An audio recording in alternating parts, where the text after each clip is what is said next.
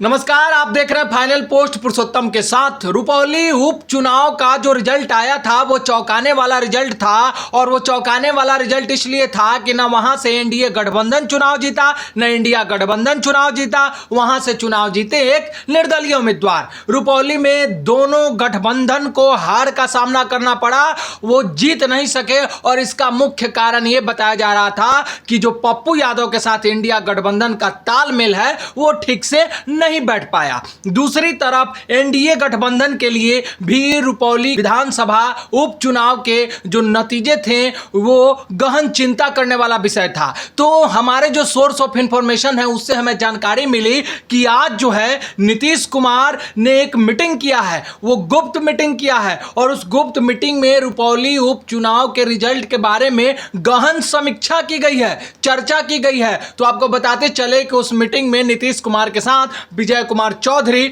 और साथ ही साथ जो मनीष वर्मा अभी अभी जदयू ज्वाइन किए थे, ये 3 लोग ही मात्र उपस्थित थे। और मीटिंग में उन्होंने रुपौली के जो रिजल्ट थे उस पर चर्चा की, और अंत में कंक्लूजन यही निकल करके सामने आया कि रुपौली का सीन कुछ और था। बाकी जगह पर हम चुस्त दुरुस्त हैं, तंदुरुस्त हैं। बाकी जगह की बात तो बाकी जगह यानी 4 और जगह पर उपचुनाव होने जा रहे हैं। जो 4 और जगह हैं उपचुनाव होने के, वो जगह है तरारी, रामगढ़, बेलागंज और इमामगंज। यानी विधानसभा चुनाव होने से पहले इन 4 जगहों पर चुनाव होने जा रहे हैं, क्योंकि इन 4 जगहों से जो विधायक थे वो इस बार चुन करके सांसद बन गए हैं। वो सांसद बनने के बाद ये 4 सीटें खाली हो गई हैं। तो एक तरफ इंडिया गठबंधन के लिए भी अब इन 4 सीटों को अपने पाले में करने की तमाम तरह की कोशिश की जा रही है और रणनीति तैयार की जा रही है। दूसरी तरफ एनडीए गठबंधन भी इन 4 सीटों पर जीतना और जीत सुनिश्चित करने की रणनीति तैयार कर रहा है। अब देखिए, जो ये 4 सीट हैं,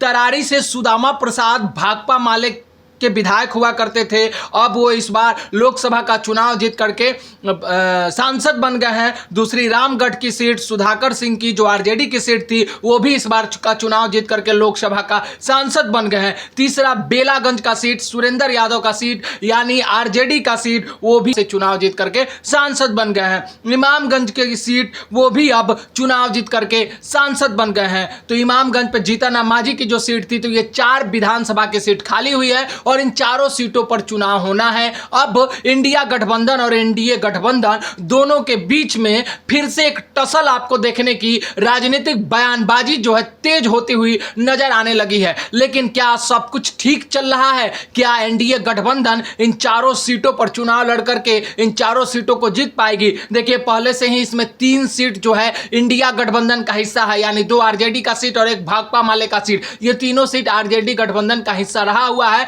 तो क्या इस तीनों सीट पर फिर से जो उम्मीदवार उतारे जाएंगे इंडिया गठबंधन की तरफ से, वो फिर से चुनाव जीत करके और इंडिया गठबंधन के झोले में वो सीट ला करके डाल देंगे? ऐसा कहना बड़ा मुश्किल होगा, क्योंकि तरारी और रामगढ़ की जो सीट है उस सीट पर भाजपा 2020 के चुनाव में दूसरे नंबर पर थी। तो इस बार भाजपा कोई कसर नहीं छोड़ना चाहती है कि इस दोनों सीटों पर हम चुनाव लड़ें और इस दोनों सीटों को अपने पाले में लेकर के आए। तो आपको हम बताते चले कि जो 4 सीट है, हमारे जो सोर्स ऑफ इंफॉर्मेशन है उससे हमें यह जानकारी मिली है किस पार्टी का उम्मीदवार लड़ेगा, ये अभी मामला लगभग तय हो चुका है। तो आपको हम बताते चले, हमें जो सूत्रों से इंफॉर्मेशन मिली है उसमें हमें यह जानकारी प्राप्त हुई है, जो तरारी और रामगढ़ की जो सीट है उस पर बीजेपी अपना उम्मीदवार उतारेगी, वहीं बेलागंज की सीट पर जदयू अपना उम्मीदवार उतारेगी, और इमामगंज की सीट यानी जीतन राम मांझी जहां से विधायक हुआ करते थे वो सीट हम यानी हिंदुस्तानी आवाम मोर्चा को जाएगा। तो मैं ये एनडीए गठबंधन की बात कर रहा हूं। ये जो 4 सीट है इसमें से 2 भाजपा लड़ने के लिए तैयार है, 1 पर जदयू और 1 हिंदुस्तानी आवाम मोर्चा को ये सीट मिलने जा रहा है। और आपको हम बताते चले कि 18 जुलाई को राजनाथ सिंह बिहार आ रहे हैं, और ये लगभग तय आपको 18 जुलाई को होते हुए दिख जाएगा कि यहां से कौन उम्मीदवार लड़ रहा है। सम्राट चौधरी लगातार मीटिंग कर रहे हैं और ये भाजपा लगातार समीक्षा कर रही है कि किस उम्मीदवार को उस फील्ड में उतारा जाए जो जीत करके सीट हमारी झोली में लेकर के आए। आगे क्या कुछ होगा बिहार के पॉलिटिक्स में, हम उस पर आपको डिटेल देते रहेंगे। तब तक बने रहिए आप हमारे साथ, देखते रहिए फाइनल पोस्ट। बहुत बहुत धन्यवाद।